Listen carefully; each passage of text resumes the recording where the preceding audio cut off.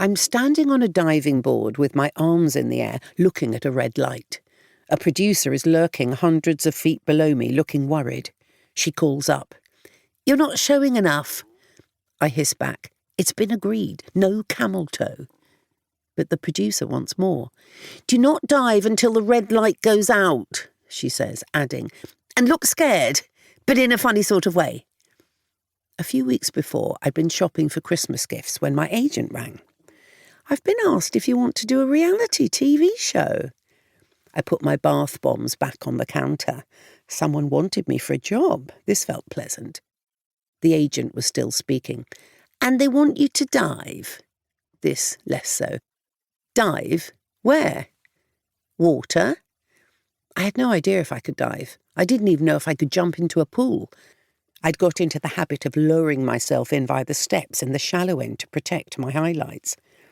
"Why?" "Because it's Splash, a new diving show with Tom Daly. Everyone has to dive." "Can't I still be in it and not dive?" "No, they've already got Jo Brand." "Why? What's she doing?" "Judging." Of course she was. And it was with a dull sort of sadness that I knew I would now have to dive in public for money. The red light goes out. I tip myself forward and make myself fall into nothingness. I was 10 years old when I first discovered not everyone finds the same things funny. My mother was looking grim. I'd just started on my evening Nesquik when I was summoned downstairs.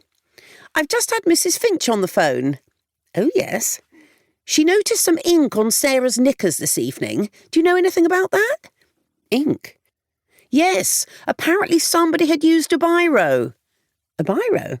"Yes. There were a pair of eyes on her—" My mother paused. "Bottom, which Mrs. Finch said hadn't been there when she left this morning." I said nothing. "Mrs. Finch said she's rather concerned."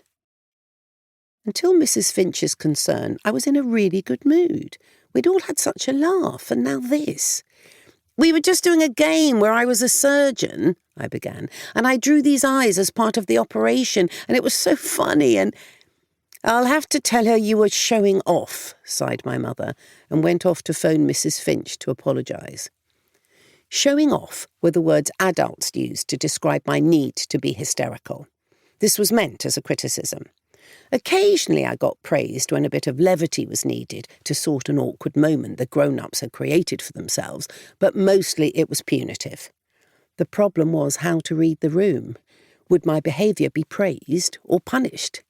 I spent most of my childhood making myself and other people laugh and then being told off for it.